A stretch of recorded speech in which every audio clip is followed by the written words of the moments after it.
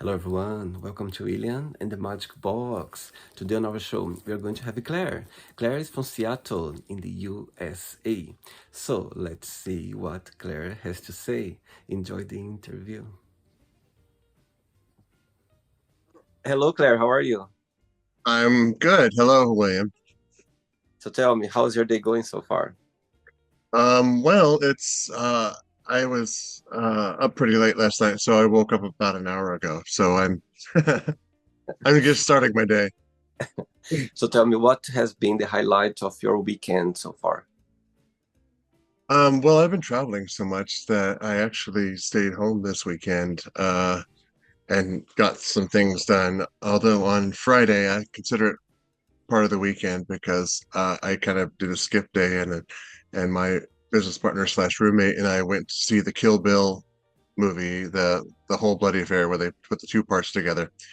So since we took a skip day on Friday, we worked yesterday, so we kind of swapped days. So tell me where you're from, Claire. I'm currently live in the Pacific Northwest, just east of Tacoma, Washington, in a place called Lake Tapps. Wow, so tell me something interesting about the place where you live right now. It is about 45 minutes southeast of downtown Seattle. So when people say oh, I'm going to visit you in Seattle, it's a bit of a travel. Um, it is a bit rural. I have an amazing view of the Olympic Mountains 75 miles away, and it's near Lake Tapps, which is a man-made lake. And it's unincorporated, so it doesn't have like a post office, and my utilities come from another town nearby. So we're kind of in um, a like Bermuda Triangle of I don't have a lot of city ordinances to deal with because I live in unincorporated. It's a bit like living in the country, but not really. Right. And that's the place where you're born and raised? No, no. I was born in Kansas, of all places, and then we lived in Nebraska till I was 8 years old, and then we moved to Oklahoma, and I was in Oklahoma till just before I turned 30. I moved up here to the Pacific Northwest. Wow. And why those changes from states to other states? They were because of family, because of work? Well, of course, when I was born, my father was a farmer, but Hmm. while he was farming, he went to college and got a degree. And I was 2 years old, we moved to Nebraska to a small town where he took a job, working basically a desk job. And so we lived there for, oh gosh, 6 years, and then we moved to Oklahoma because he wanted. In the late 70s, Oklahoma was like a booming oil state, real estate and everything was really going really well. So he wanted to get in on that. But unfortunately, the early 80s, the price of oil dropped to like $6 a gallon. And so first of all, the real estate market collapsed. And then like small businesses collapsed. And so was a real economic turn down. So he ended up getting a job working for the state. And so he was basically a state worker for most of his life. So um, we just moved because he was where he's going for work and such. I see. And what do you do for work, for a living, Claire? Well, currently I own a custom fetish gear company. I Oh, used to have a day job as a web developer, and I actually worked for a company that makes water jet cutting machines. I don't know if you're familiar with that, no? but it's high pressure water and garnet sand that goes through a tiny diamond nozzle, and it can cut through anything, steel, rock, whatever. And so Wow. it's a very technical mechanical machine for manufacturing. But then I learned how to use one, and I bought one for myself, and I started making trinkets and things to like pendants and selling them on Etsy. And then I started developing fetish harnesses that uses cut out metal plates and stuff like that. So I Wow. did that for 5 years while doing the day job as well. And then in January of 2025, I quit that job and I've been doing this full time now. So Amazing. Wow. So 2025 has been a very, let's say, beautiful year for you to start a business. Yeah, I mean, I actually it was this was a year of discovery for me. I did a lot of travel this year, trying to figure out. I think I might have mentioned to you. I was in London twice this year. I was in Antwerp, Belgium for Darklands, which is a fetish event in late February. I was in Berlin for Folsom Europe, which then I went back to London for 3 days, and then on up to Nottingham, where Invincible Rubber is, and then up to Manchester. So it was super cool. And I Wow. love travel. I'm trying to actually expand my brand. Um, and if you know anything about there in London, there's a store called Clone Zone. It's Yeah. a fetish. Yeah. So they just put in an order for some of my pendants and my tags. And so, um, they'll have it in that store and in their Manchester store. So I'm very excited about that. I was, so I'm actually looking for, and then in March of 2026, I will be back in Antwerp, but this time as a vendor at Darklands. So Wow. I'm super excited about that. Wow, I think Europe, there are so many places that you can make the business. I think people they are very into and open-minded into things to explore things. I think the gay community that is very open-minded about different things, and like those events, like you mentioned, like in Berlin and also in other places in Europe, it's about that. It's about people express themselves through something that they feel free. And I think it's amazing. I think people like you who somehow make a business out of it. I think it's a great way to make business and just make some income. It's amazing. Congratulations, Oh, love thank it. you. Yeah, I'm very excited about it. Amazing. Okay, Claire. So during the interview, I'm going to explore a bit more about your life and also about your journey. Okay. Okay, wonderful. But before we start our journey within the magic box, I would like you to tell me something interesting about yourself, or maybe something that not many people know about you. Well, first of all, growing up named Claire has always been an interesting story, just because it's not a typical male name, although it was historically, 125 years ago, a male name. It depends on whether or not you put an E on the end. It's Claire with no E, Clair is a male name, and put an E on the end, it's a female name. And so I've had interesting stories about growing up being like placed in the girls' cabins at summer camp or the girls' dorms at some convention, or receiving feminine products in the mail addressed to Miss Claire. So it's definitely made it an interesting story.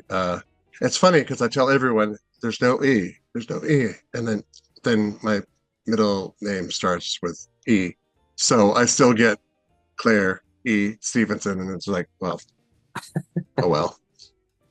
It just those things, it's something that you need to live with, or something that's just meant to be for you, for somehow work out something about you, about your personality, to understand more about people. Right. Yeah. Claire, are you ready to go on a beautiful journey through your memories in life and share your point of views? Uh, all right. Absolutely. Amazing. Welcome to William and the Magic Box. So I have here my best friend.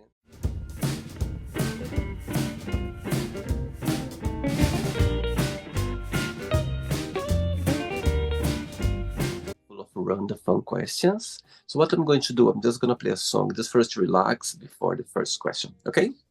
Okay. Let's do it. Right, so before we start the game, during the interview, if it comes up a question that you don't want to talk about for some reason, you don't want to answer, always can change, okay? Okay. I mean, oh my God, that's my favorite question of the Magic Box and came up for you. Wow. Right. Send away a message to someone, but you don't need to tell who this message is for. Just the person who is watching this interview gonna go like, okay, I know this message is for me. So tell me. Yeah. Wow, that's a good one. Okay. This is it. I know things are really stressful right now, and the world is crazy. And I know that we both feel like sometimes giving up or hiding, but we made a pact that we would have each other's back. So I'm going to stick around for you and you stick around for me. Okay. Goosebump everywhere. Oh my God, that's a very powerful one. Oh my God, Claire, wow, it's incredible. Saying that, as I can see how special, um, some this person is for you. So tell me so far, what has been the most meaningful lesson you've learned from this person that just send the message right now? Um, Again, true love is gets you through everything, even the bad times and not just the good times. And even when you want to give up, um, you got to remember that there's that connection. Wow, beautiful. Love it. Start in a very beautiful way. Thanks, Benjamin. Okay, Claire, next question for you is, if you could go anywhere in the world right this moment, right now, where would you go and why? Um, Gosh, well, right now I would like to go someplace that's warm. It's cold and rainy in Seattle right now. Uh, and I guess I'm trying to figure out what place would be. So I guess would be. I've never been to South America, so I'd like to find some place in South America that I've heard really good. I mean, there's like Rio, or there's all kinds of places I could try to figure out in South America, or even Central America. I saw the one interview where the guy was like Costa Rica, and I'm like, oh, that sounded really good. Maybe. Anyway, so yeah, I think someplace warm and probably someplace Southern Hemisphere, just because it's warm. Wow. Tell me where you plan to go for next vacation, besides not a business work, but like for a proper vacation. Um, well, I'm going to visit my sister down in Florida, down in Orlando for Christmas and New Year's. But that's, I mean, while it's fun, it's not necessarily a vacation. I would say probably next year when I'm going to back to Berlin, I'm going to take some extra time. And like this past year, I wanted to hit Paris and some of the other towns, cities along the way, but I just ended up going directly to London, which was still great. But I think I'm going to take some extra time and try to hit, let's say, Paris. I also love Vienna. I spent some time when I was a student 35 years ago living in Vienna. So I would like to go back there Oh, wow. Do you speak German? in Bishkek. I see. I learned Vienna, German from a Viennese teacher back in 1991. So that's a long time ago. And it's a very soft German. It's like learning the Queen's English from someone from Alabama. Um, it was like instead of this, it's sort of ish that, and so it was very funny because I tried to speak Viennese German, in Berlin, and I got Uh-huh. teased because it was again because it was so as a beneath them, as they said. Yeah. But that was also 35 years ago, and I have to get a booster to remember all that I learned. It's interesting because I have some German friends, of course, and I had so many people here from Germany as well on the show. People from Vienna as well, of course, from Austria, and interesting because based on their comments, they say that the German in Vienna sound very posh, very when they talk. That's how they say that the way they talk is very posh. And tell me something. When you travel to those places in Europe, there is like a place that you go like, oh my God. All the time when I come back here, or maybe the first time you've been there, it's like, wow, that's I feel like in Europe. I feel like I'm in a place where there's some history, there's something behind, there's something that comes to your mind. Yeah, like I say, in 1991, when I was a student and 21 years old, I traveled to Europe and lived in Vienna, but got to do a lot of traveling. Mhm. I would have to say that Paris was probably the first time that I felt like, because not only did we see old Paris and what everyone knows, Eiffel Tower, Arc de Triomphe, and all of that stuff, but Yeah. we also decided to go to where all the new architecture, the new arch is, and to see the just the two sides of Paris, the very historical Paris and the very modern and very cool. Paris was really cool. And I was very, this is 1981, so I was very into Phantom of the Opera at the time. And so we went to the Paris Opera House, and I was expecting, oh, when do we get to go down, go below and see the catacombs and see the underground river? Of course, that I don't think is true, but I did see the famous chandelier. And if you could live anywhere in Europe, let's say you had the opportunity to move all your business here to live here in Europe, where place would be? Well, my first thought would be London because everyone speaks English, and I do love it. But I also got a really good feel of like Amsterdam. And I also, but I didn't get to spend a whole lot of time in Amsterdam. It was more in Antwerp because that's where the Darklands was. Right. Um, I also love Berlin, and this time in Berlin this past summer was the first time I actually got to see Berlin as an adult, real adult. I went back in 1991, and I was a very closeted, very prim and proper student. Uh-huh. Um, so yeah, I really like the feel of Berlin as well. And again, because of I deal with like fetish work, I think they would be very open-minded because everyone thinks of Berlin when it comes to fetish. Is a place to be. That's how they say, for sure. Amazing. Next question.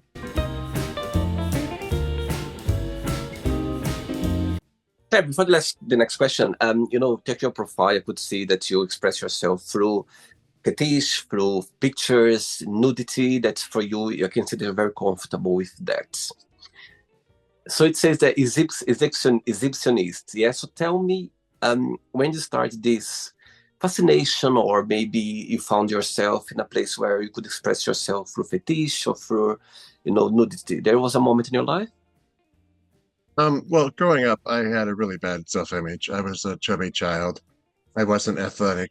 I was a nerd. While all the other kids were out, playing games outside, I was in the library using the one and only computer, programming in BASIC and that kind of stuff. And of course, growing with a name like Claire, I got teased a lot. So, I got the nickname in fifth grade, Clary Fairy. So, I just decided, and also, so I just never felt I was that attractive, just because I was chubby and everyone made fun of me. I come from, I was also the biggest person in my family, and so I got some. I don't think it was they didn't mean it, but it's got some fat shaming in the way, like, oh, I don't think that chair is going to hold you, or I don't think you're going to fit between that, these two things. So I was actually bulimic before I even knew what bulimia was, and because I would eat and then feel guilty and I'd go throw up as a teenager. And so I, developed bad eating habits and such. Mhm. So I just never thought I was that good looking, and of course when I finally realized I was gay, and in looking at gay media, we all know that gay media portrays this perfect body, this muscular tan, which I'm super white, um, and I just thought I'm never going to be like that. And it wasn't until my late 20s when someone said that you should you should have someone take your photos, and so I thought it was okay, and so for several years, but then in 2009, I had a photographer take pictures, and the photos turned out just stunning. I couldn't even believe that was me. Wow. I finally, and so I was like, I finally got the moment where I got to see what other people see. And it's like, we always have that, we look at ourselves through these kind of warped mirrors. Yeah. And so I'm the first to look at a picture of myself and find the first flaw. I'm like, ooh, I don't like that. Ooh, I don't like that. Um, when some people are like, what are you talking about? And I'm like, well, you see that little stretch mark that's right there. And they're like, no. I think, well, I do. And so that's what I focus on. But, Wow. I think the confidence came along when I started realizing, when I started letting myself liking what I saw, and stopped tearing myself down. And that's really difficult to do. But once you are able to do it, it's very freeing. And then so I guess I enjoy doing it because it helps me feel good about myself, and it also gives me goals to like I'm the fittest I've ever been in my life right now. And Wow. granted, I am not a muscle bound dude. You know, I am not still not what people might consider the picture physique, but I'm also 60 pounds lighter than I was during the pandemic, and you know, and got my diabetes under control, you know, all that kind of stuff. So I feel Oh, really good, and I just feel like, and it's been nice because I've had other people tell me that they're like, I really like your confidence. I love that you are so confident in putting yourself that. And then some people say you have inspired me to be confident, you know, wow. and at some point I would like, you know, I do have this whole idea about mentorship and about stuff. We can get into it at a different question, but yeah, I think it's good to be kind of you know, a role model, I guess. Amazing. And saying that, what's the biggest joy of being you? What do you like the most about being Claire? I'm finally getting to a point where I feel good about myself and can, um, again, be a mentor to other people. And you know, this is a good point of like, so growing up in the 80s and being secretly gay at that point and then coming out, you know, we were inundated with the whole AIDS, you know, gay means death, gay means death. And so, you know, I was super scared, like a lot of people were. And then the whole generation, you know, I'm 56 years old. Guys my age and 10 or 15 years older, that whole generation, they're the ones that were getting sick and dying. And therefore, I didn't grow up with mentors. I did not have somebody that was older than me that told me about, hey, you should probably plan on a retirement fund, or you should probably do these things. Because again, I was also under the mentality, I'm not going to live that old. I've been told I'm going to die anyway, so why bother? And so um, I now realize that I didn't have mentors, but I now at an age where I am a mentor, and I realize that, and so I might as well be the mentor I didn't get to be. I didn't have. And so Wow. I love it when guys come and ask me questions or um, advice or whatever. And I'll say, hey, this is what worked for me. Maybe it will work for you, maybe it won't. But you know, at least they had the wherewithal to ask me. I like the story, Claire, and I think it all comes with your confidence. I think when you somehow clicked that you could be your truly self and just leave that strong voice out of your mind, I think that's when and that attracts people because they feel that. As you say, you know what I mean. As a mentor, they feel like you know what, I can come to him or I can ask him or I can, you know, ask advice because it's about being confident. And people sometimes, even if they don't know you, they feel the vibe, they feel that, you know, that thing. So amazing. Next question is, who has been the most influential person in your life and why? Um, well, I mean, actually, they're a small group, small people, you know. Well, in 2010, I met a guy at a Christmas party. He was visiting Seattle from Florida. His name was Steve, and we stayed in touch. And he opened a gay campground in South Central Florida. And every time I'd go visit my sister in Florida, I would go to this campground. And um, he became a mentor to me, someone that I looked up to, and I helped him with the building the websites for the campground. And then once I got access to the water jet, I started cutting signage for him. And but so I had this very much a mentor, father figure that I looked up to. And then unfortunately, about 2 years ago, I got a call from him saying that he had been feeling well, and he went to the doctor, and they discovered he had a very aggressive, kind of rare cancer of the heart valve, and that they were starting treatment. So then 3 weeks go by, I don't hear anything from him. I send him a text saying, "Hey, hoping you're doing well. I love you very much." And he wrote back, "You know, this is the hardest thing I've ever had to do, but I think, you know, I think we can do it." And unfortunately, that evening he went to the hospital, and the next day he passed away. Um, and that left a huge hole in my heart. Um, and But then about a year later, met another friend, another friend down in Florida, who was an older gentleman who, again, took on that mentorship role and almost dad like role for me.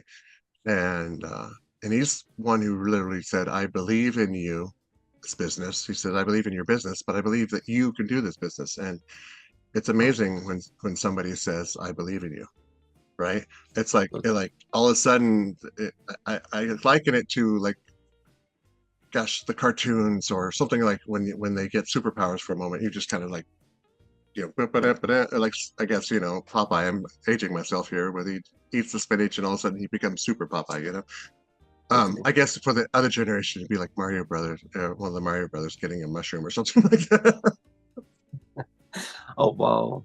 Thanks for sharing this story. Beautiful story. I think those people, they come into our lives and they leave a message, they leave a mark, they leave a legacy, in your life for sure. That's going to always be there. 3 questions left. Let's do it. Okay.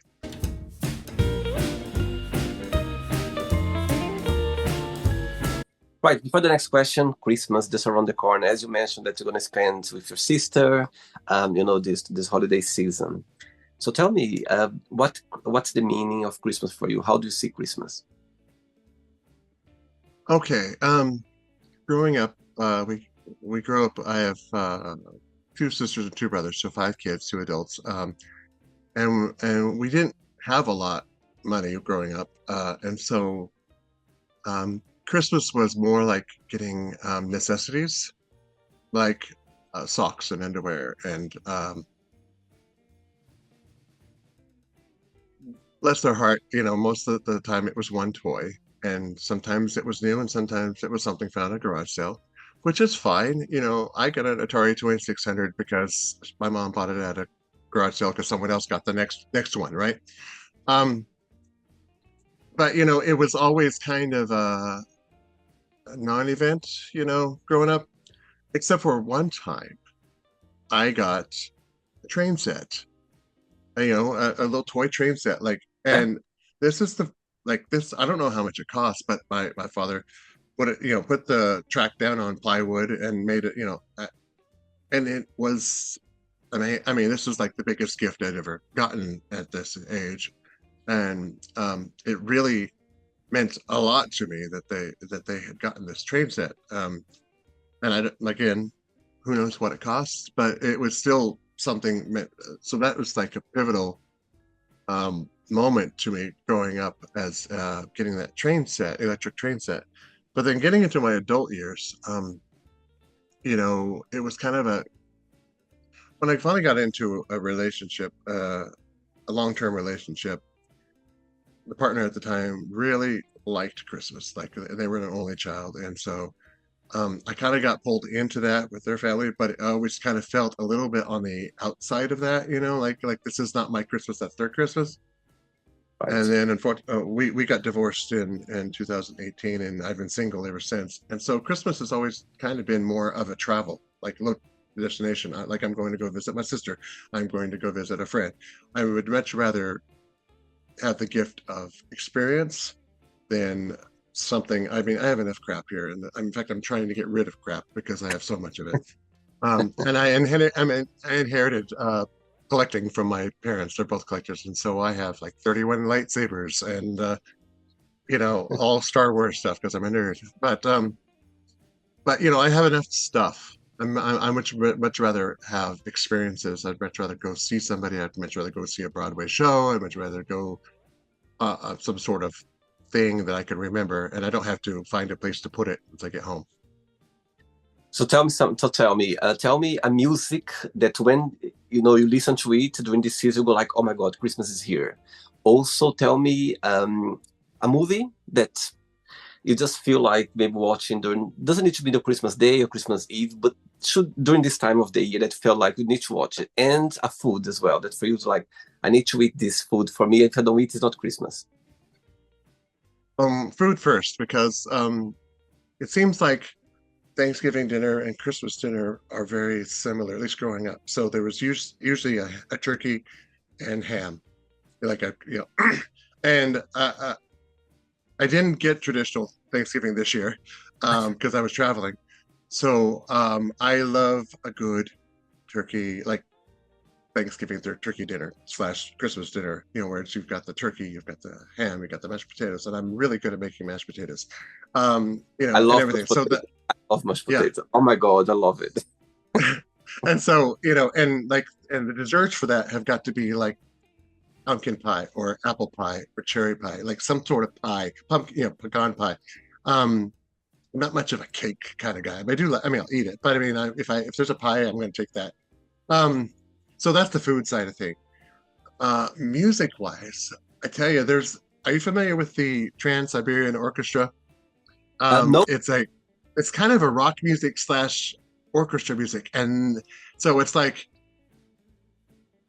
uh, I think it's what they have the really great, you probably know the song because you hear it. Maybe, Um, yeah.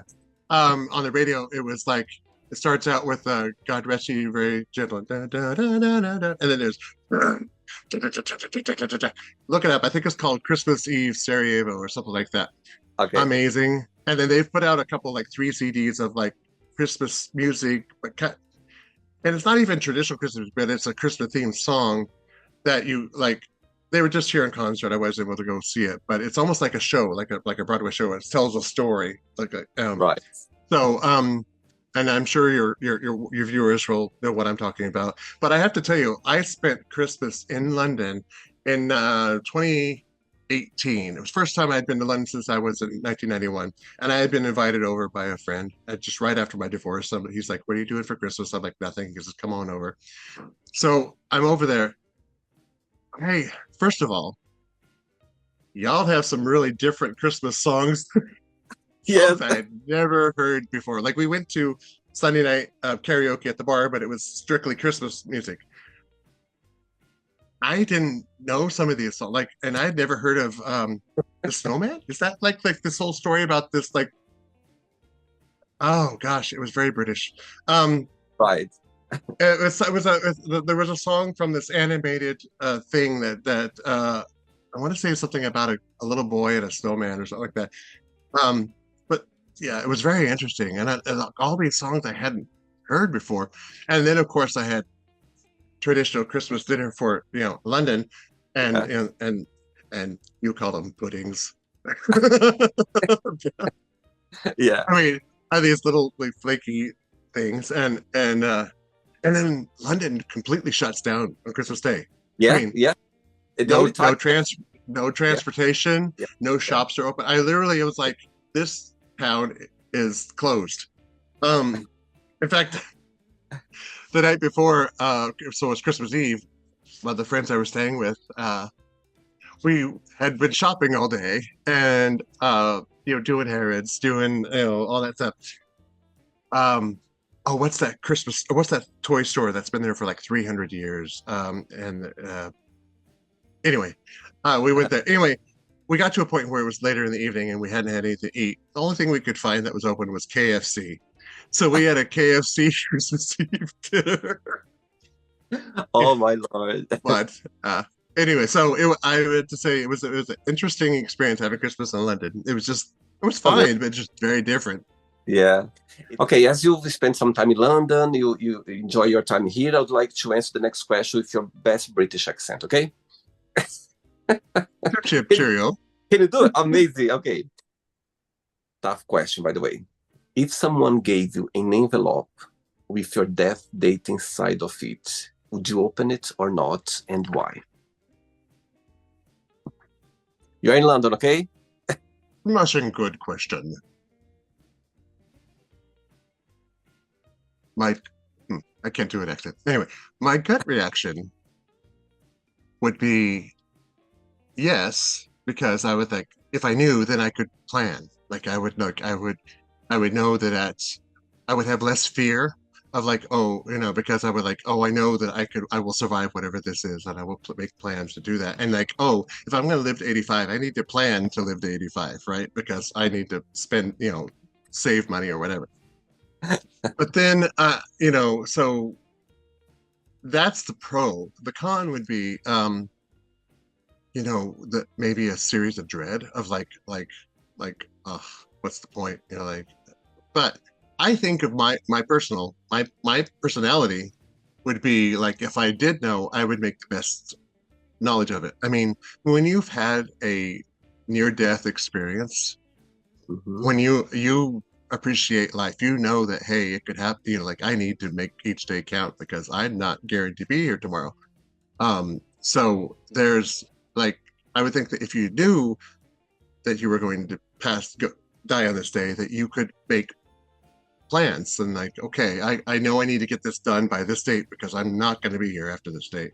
So, you know, I think we often take advantage that we think we're going to be here tomorrow.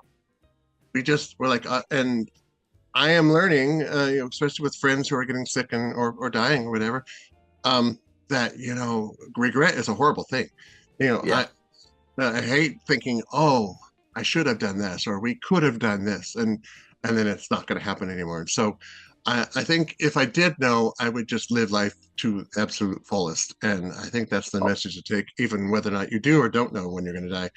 You it's gonna each day. And I used to get mad at myself because I used to say, "Oh, I can't wait till Friday," and I realized I am wishing 4 days of my life away. Like I'm literally wishing that you know that time has passed, and I'm yes. thinking, well, why can't I do something today that you know matters?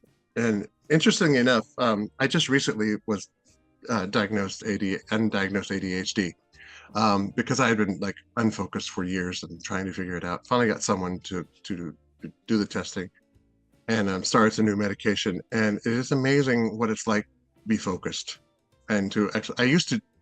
I used to do so much caffeine to get me through days. My day would start with a 5 hour energy drink and then I'd have about 5 or 6 Red Bulls throughout the day.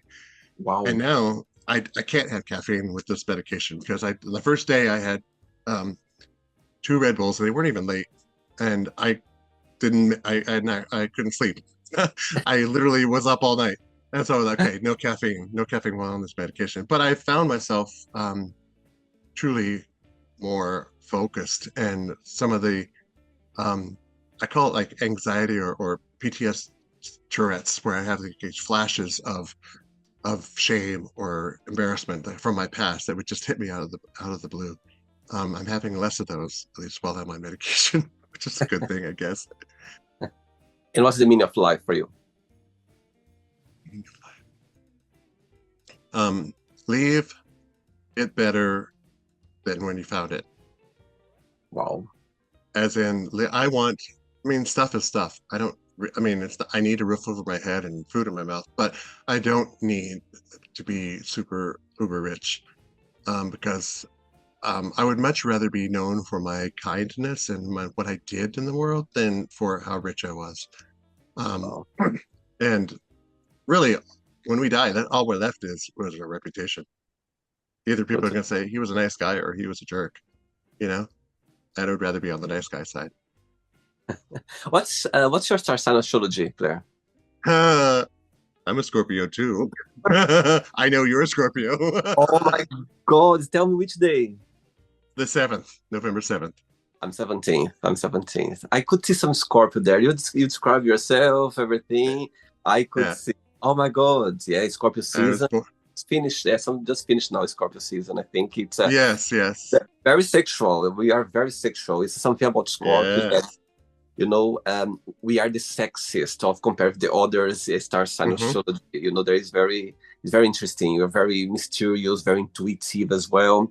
They say that Scorpio, they have two lives: the one that people see it, and the private one, which I understand. We have this about being secretive, like very. We have this thing about this mysterious. I get it. I understand. We are very open and very people. They don't see that, but we are very explicit and open. However, they have this mysterious thing makes people think that we have the second life on the side that we don't want to share. You know what I mean? Very true. I mean, and at some point, I have Mr. Cockeye Kink, which is the name of my company. I'm the very selling guy, the very outgoing, talking to anybody type guy. And I've also got the really introverted guy over here who, when he goes out to a public place and where he's not doesn't know anybody, it's very, very hard to push myself to actually exert myself because I often stand by myself, feel very, very lonely. And and that's why I don't like going to events, parties, dances, whatever by myself So because when I show up, I do see people that I know that they already got their little group over there. So I might go over and say, "Hey, how you doing?" Hug, hug. But then I feel very much like I'm still the outsider. And one of the things I've had to learn through my adult life is like and it came from being a teenager. It's like I always felt like I was just being tolerated in a group. Like they really didn't want me around. It's just like I'm just kind of like the yappy little dog over here that's kind of annoying everybody. Uh-huh. And so that's carried into my life now, my adult life. Like I never. One of the things I have to learn is like I always. It's like, do people really want me around? And I think the answer is yes, but I still have to tell it. I still have to convince my brain that's true. And that's why I don't know if it's a Scorpio trait or if it's what, but I always just feel like I have to give something of myself in order to feel like I'm valuable and like that they want me around. And like, and if I don't, then I'm just not really there. Like, I'm very, very invisible. And so and I don't have a whole lot of close friends. Like Mm-hmm. I know a ton of people and a ton of people know me, but Yeah. like I only one or two people that I feel close enough to like to really really talk to. Totally. And it's like I almost feel like I didn't develop the group social skills and like most teenagers get because I was a loner over here doing my thing. So I didn't grow up with a group of friends around me. I didn't grow up with a posse, a crew. I didn't, and then I don't know what popularity feels like. I don't know what it's like to be seen as someone that someone wants in their life. And so it's been years and years of trying to relearn and unlearn bad behavior and learn new behavior about you know being present, being who you are.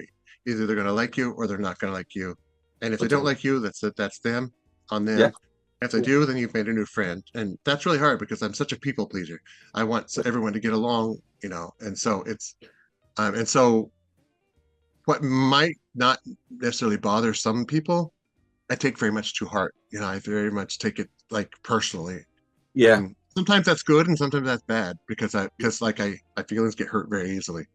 Totally. Even when somebody doesn't mean to, I take it and like, oh, that means they're rejecting me, and Very therefore, sensitive. We are very sensitive. We get things to it's emotion. We are very intense and we get things very close to our hearts. Yeah, I get I am an empath. If you believe in empaths, I you. am very much an empath.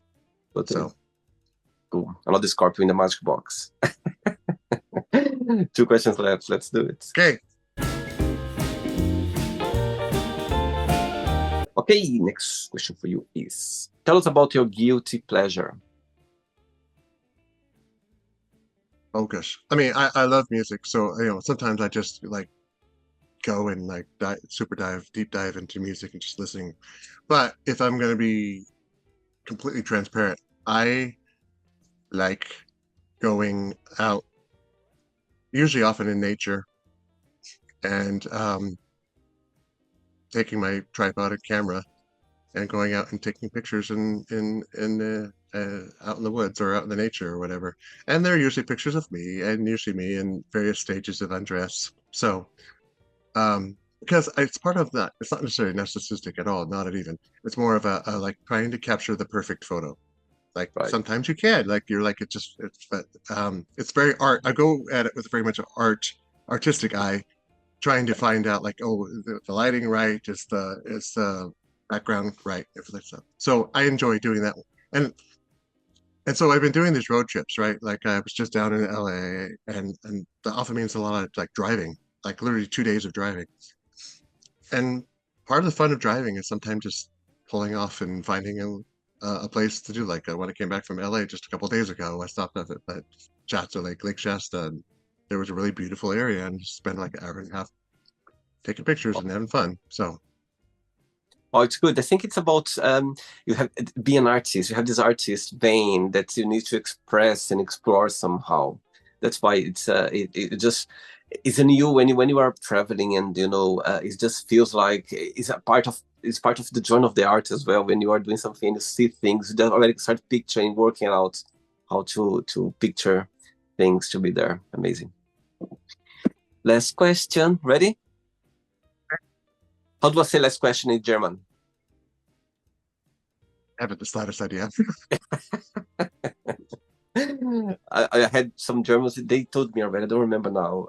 Anyway, it was quite hard, difficult to pronounce, I remember. Let's do Yeah. it. But before the last question, tell me, what's the biggest misconception that people have regarding fetish, in your opinion? Um, I think fetish, a lot of people think fetish is taboo, and they think that you're being bad or being naughty. I really don't like it when people talk about, "Ooh, I was being naughty." Uh, that means that there's some sort of like shame that's involved with it, Yeah, and there shouldn't be shame involved with fetish. And fetish doesn't necessarily mean, being whipped and flogged. I mean, I'm not an impact person. That brings up bad childhood memories for me. But fetish is anything. I mean, pretty much if you get sexually turned on by something, it's a fetish. Like, um, there's guys who like wearing sports gear or sniffing sneakers or rubber gear or just wearing leather itself is a fetish. You don't have to go and grab a paddle and spank somebody. Um, there are people, I mean, I'm one thing about going to Darklands in Europe is it opened my eyes to so many more non-traditional fetishes that I just didn't either realize or just hadn't had that much of a spotlight on it. Like adult baby diaper wearers. I mean, hey, whatever gets you on. That's not necessarily me, but hey, if you enjoy doing that, great. Um, the whole puppy thing is, I think, is amazing. I do think it's interesting because they put on a hood or a mask, and for them, a lot of people that allows them to open up. They can't be themselves without a mask. While I applaud that, I also think that sometimes a mask can be you need to learn how to be yourself without a mask too. But hey, that's a step in the right direction. yeah, Some people like being tied up, and that's great. I'm claustrophobic and don't like being able to move, so that's not necessarily for me. But I've got my own fetishes that I enjoy, and it's like it's all about. It should be enjoyment. It should yeah. be you know, and I think it's been cast in a bad light. I think people think they're being naughty. It's dirty. It's taboo. I'm breaking the rules, and yeah, you are breaking the rules. But those are like patriotic rules that who says I have to follow this rule, right? So if I like rubbing shaving cream all over my body, then hey, power to you, And if somebody else likes it, even better. It's like it's even better when you find somebody who's into the same thing as you because I see. then you don't you feel a connection of something. It could be a complete stranger, but if hey, you like that too, great, we got something in common. So I think fetish can be wonderful, and it can and needs to be. I think people need to be able to express something outside of just what everyone's termed normal. Um, and don't be ashamed of what you think is sexy. It might be a little different, but hey, that's okay. I It's don't have to be great. into it. Like if you want to do something, if it gets you going, more power to you. Totally, I think being different, it's amazing. I love being different. I think it's great. It's a gift. I see it as a gift. When you are Hmm. different, it's a gift because you are unique and different. Okay? Last question is: do you think your priorities have changed since you're younger? Yes. Um, Again, part of it was shaped with my vision of what my future was going to be, and that was I didn't think I was going to be this old. I didn't think I was going to make it to this age. So um,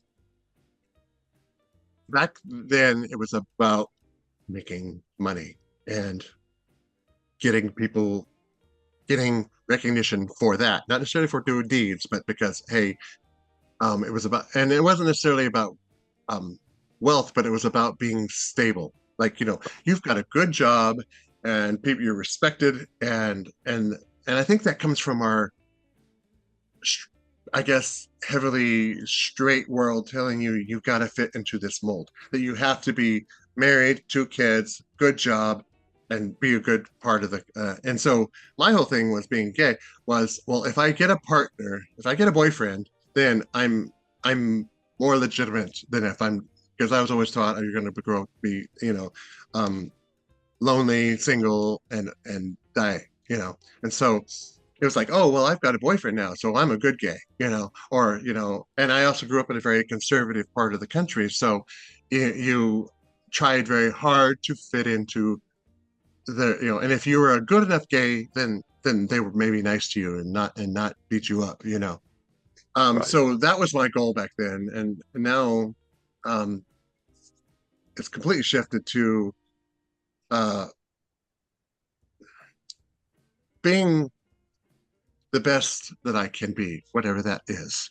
Mm-hmm. Um, with the stuff that I make, I am all very about body positivity, and I feel like everyone should feel sexy. And that's why, things I make are for all sizes, all genders, all body types. So, if and having been a chubby guy all my life and having been, um, I, especially when it came to leather, I would go into the store and they would just have like small, medium, large, and it would never fit me. And even if I tried it on, it was tight and made me feel like I was a sausage. So I think that was the experience for a lot of bigger guys, why they don't really get into leathers because, well, I tried it on, I look bad, I don't want to do it again. So Right. part of my mission on this job or in this business is um, making things that will fit every body size. And like 10 times out of 10, once someone who didn't want to wear it put something on that fit, you can just see that little light bulb pop on. That just was like, they finally see themselves sexy. And that's similar to that whole light bulb that happened with me in that photo shoot where I actually got to see what other people see, where I'm like, hey, Yes. wait a second, that is actually a really good photo. And, you know, I, I part of this whole mission of this is also, and it reminds me of the interview you did with Steve, who was the alcohol free counselor helping people live alcohol free or substance free. I have a really great thing that's happened in the last, I want to say 6 to 8 months, and that was in July. I had a friend ask me if I would make a dog tag that said the word sober on it. I'm like, Wow. okay, that's nice. He's like, yeah, I'm part of the sober community. And and so I made some for him and I grabbed a handful. I was going to an event called Dory Alley, which is like Folsom, but only smaller. And he posted that he had gotten a sober tag from it on Facebook. And that went viral. It literally were like people were like, "Oh, that's amazing! I want one. Oh my, I want one." And so I had taken 20 with me on this trip, and even by Friday, I was got there on a Wednesday. By Friday, I was out of them, and I sent a message to my business partner at home. I said, "Make as many possible as you can, and overnight them to me." And Wow.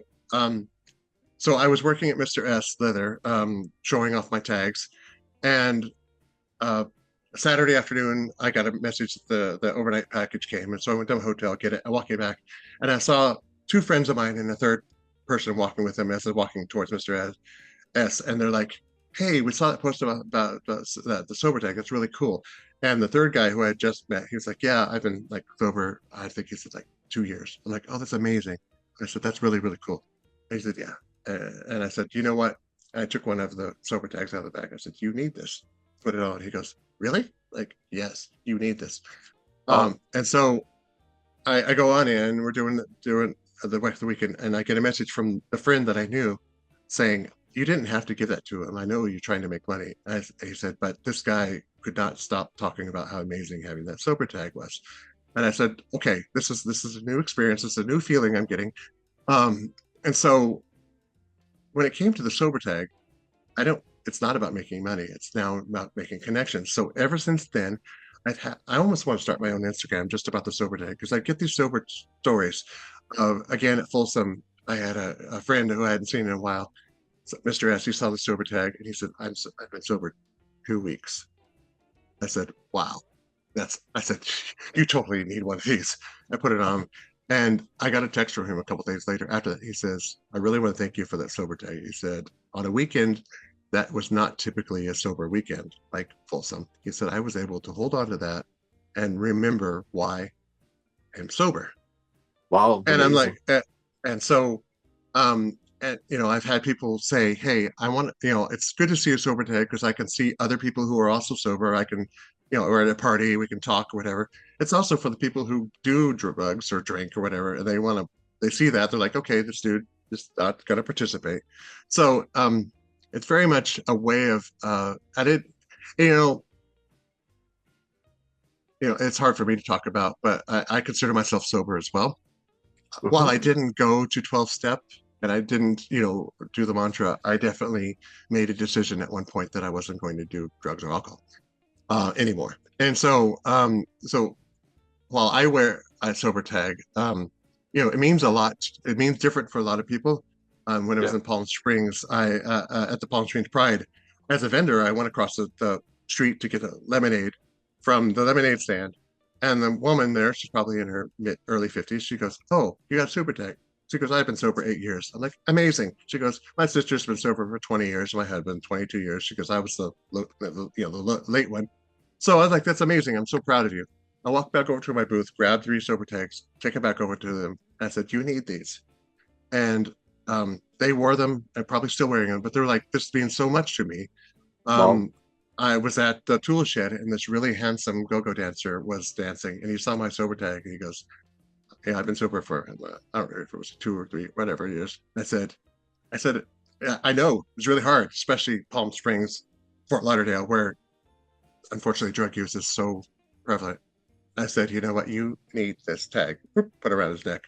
Um, Even to the point where I was renting my truck from Enterprise, and the woman that was helping me out, which we'd had a professional relationship, and she saw I was wearing the tag. She's like, "Oh, you're sober?" I said, "Yeah." She goes, "I've been sober 8 years." I said, "Wow, that's amazing." She goes, "Yeah, I'm a single mom. I finally decided I needed to get my crap together." I said, "You know what? You need this." And I gave her mine. And it's like these stories, it's an insignificant thing, but it's a thing that means so much to so much to people. And Totally. so I have these sober tags available. If you want to buy one, great. If you don't, if you just are interested in one, find me at my company, Kakai Kink, because I believe that that's a mission that I've been given. It wasn't what I was seeking, but I do see that it's something I'm making. I'm making a difference in people's lives just with a piece of metal. Yeah. Wow. Amazing. Love this story. Right. So, so now in the edge, let's play now the word association game. Okay. I'm going to say some words. Just tell one word that comes to your mind. Quick thinking. Let's start with money. Necessary, Fear. crippling, Life. enjoyable, Love. necessary, Religion. unnecessary, Family.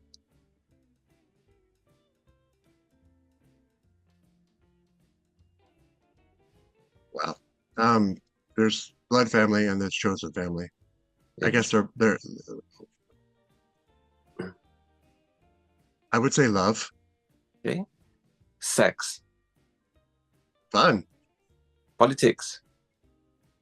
horrible, Friendship. aspirational, something to seek, Desire.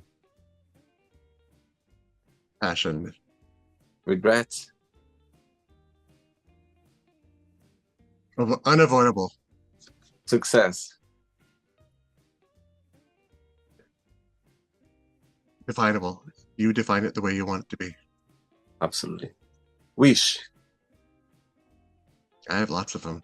I believe that you can put a wish out into the universe, and it may not necessarily happen, but I think that if you believe, it will guide you, whether indirectly or directly, to make something happen for you. Happiness. Goals, One word for Seattle. beautiful, One word for USA. troubled, One word for the sober community. amazing, One word for fetish. fun, And the last one, if you could define your business that you started this year in one word, what that would be?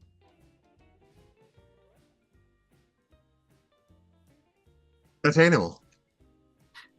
Let's pretend now I'm going to meet your best friend for a coffee, and I'm going to ask your best friend. Define Claire in one positive and one negative word only, what your best friend would say about you. Positive, kind, giving, generous. Negative? Negative,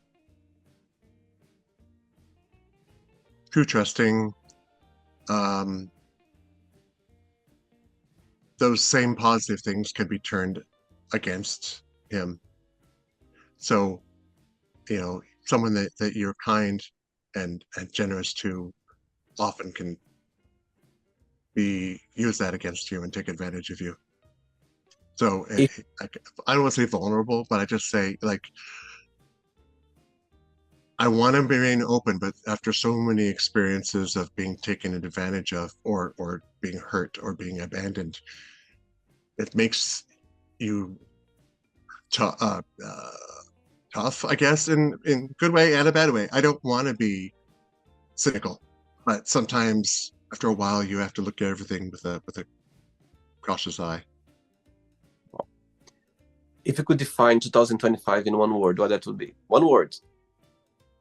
Oh, transition, not transition, transformational. Transformation. Okay. Let's play now. Claire in the magic box, and you can ask me a question. Okay, Claire, you can ask me a question now. Do you have anybody special in your life? Wow, Romantically. what a great question. What a great question. I do. Good. I'm happy for you. And this person is called the magic box. Ah! Got me. Yes. Right now, yeah, I say I say the magic box because the magic box has been something very special close to my heart right now. It's been something. I'm not saying that I'm not open for for other special human being, yeah.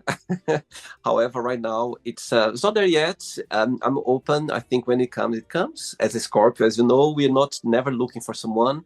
When they come, we just embrace it and we just make the most of it.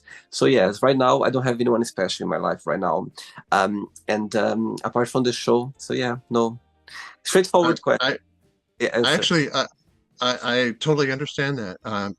My business is my love and focus right now. It would be very hard to have a relationship with somebody right now because I am Yeah. traveling around, and I tried doing some long distance stuff with people, and I was like, we would do calls, and I would be working while we're talking because I have to, and they got jealous or they got upset that I wasn't 100% focused, and I'm like, you're right. I'm not 100% focused on you, and I'm sorry, but this is my livelihood, and this is a make it or break it deal. I literally have to. If this fails, I have to start over. And so, and I'm sorry, but yeah, that's how I feel about my relationship status. It's like I'm open to it, but the business is my focus right now, and Yeah.